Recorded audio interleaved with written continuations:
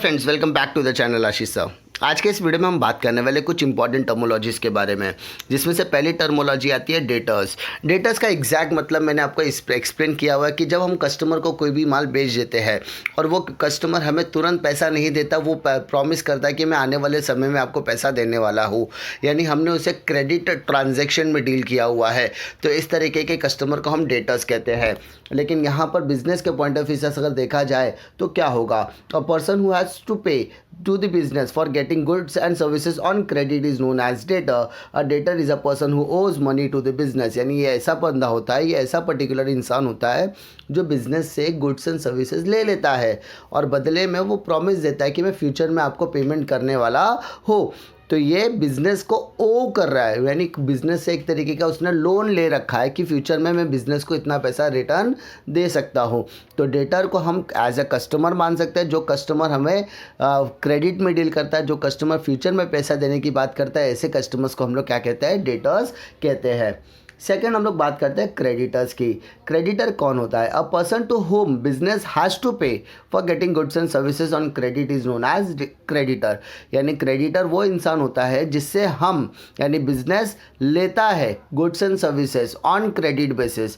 यानी यहाँ पर बिजनेस मैन क्या करता है, सप्लायर से माल खरीदता है ऑन क्रेडिट बेसिस। तो उस सप्लायर को जब वो क्रेडिट बेसिस पर डील करता है तो उस सप्लायर को हम कहते हैं क्रेडिटर। इसका मतलब creditor is a person to whom business owes money.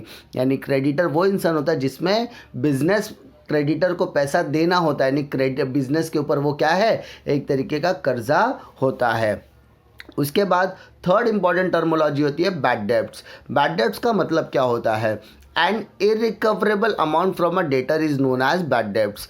यानी अगर कोई डेटर है, यानी कोई कस्टमर है, अगर आपका पैसा लेकर भाग गया या the customer is not able to make the payment, यानी कस्टमर पैसा देने की हालत में नहीं है, कस्टमर पैसा नहीं दे सकता, कस्टमर पैसा लेके भाग चुका है, कस्टमर ने आपका पैसा डुबा दिया, इन सारी टर्मोलॉजीज़ में जो आपका नुकसान हुआ है पैसे का, उस पैसे को हम कहेंगे bad debts. It is a revenue loss to the business, यानी ये हमारा एक पर्टिकुलर ईयर का लॉस होता है, इसलिए से रिवेन्यू लॉस कहा जाता है।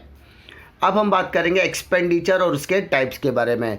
एक्सपेंडिचर का मतलब क्या होता है? ऐसा कोई भी पैसा, यानी any amount spend by the business for any consideration receive by the business is called expenditure.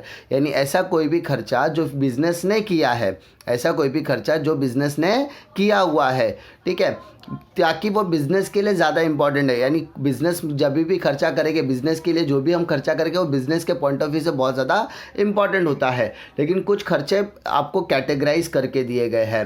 पहला खर्चा है capital expenditure. This expenditure is incurred to acquire fix asset or to increase the value of the fixed asset. It gives the benefit for a long period of time and it's non-recurring in nature. यानी जब हम किसी भी तरीके का assets खरीदते हैं, हम किसी भी तरीके का असेट खरीदते हैं, किसी भी तरीके की प्रॉपर्टी खरीदते हैं, तो प्रॉपर्टी खरीदने में, असेट खरीदने में लगाए हुए पैसे को हम कहते हैं कैपिटल एक्सपेंडिचर। या एग्जिस्टिंग, यानी जो हमारे पास असेट्स है उसी को हमने रिपेयर करवा दिया, या हमने उसको एक्सटेंड करा दिया, या हमने लैंड हमारे पास था, हमने उस पर बिल्डिंग बना दी, हमारे पास कोई मशीनरी था उसको हमने अपग्रेड कर दिया, तो वो सारी चीज़ों को हम क्या कहते हैं, कैपिटल एक्सपेंडिचर कहते हैं। सेकेंड होता है revenue expenditure. Revenue expenditure is an expenditure from which no future benefit is expected but having intermediate और short term benefit may be less than 1 year. It does not increase profit earning capacity of the organization. These are the normal day-to-day operating expenses of a business organization and appear on the debit side of the trading account or profit and loss account. यानी ये ऐसे खर्चे होते हैं जो साल के अंदर हमको करने ही होते हैं, ये रेगुलर पीरियड ऑफ टाइम के बाद होते हैं। जैसे हम रेंट पे करते हैं, हम लोगों को सैलरी पे करते हैं, हमारे पास कोई काम करता है हम उसे वेजेस भी दे सकते हैं, सैलरी दे सकते हैं, हमारे प्रीमाइसेस का भाड़ा होगा, हमारे प्रीमाइसेस का इंश्योरेंस हमने करवाया होगा, हम प्रोडक्ट बेचने के लिए एडवर्टाइजमेंट करते हैं। तो ये सारे ऐसे खर्चे होते हैं जिसे हमें करना ही होगा एक पर्टिकुलर पीरियड ऑफ टाइम के अंदर। तो ये सारी चीज़ें हमारे क्या होते हैं, रिवेन्यू एक्सपेंडिचर मानी जाती है। उसके बाद थर्ड आपका नेचर है deferred revenue expenditure. Deferred revenue expenditure का मतलब क्या होता है? An expenditure which is basically revenue in nature but benefit of which is not exhausted with in the 1 year is called deferred revenue expenditure.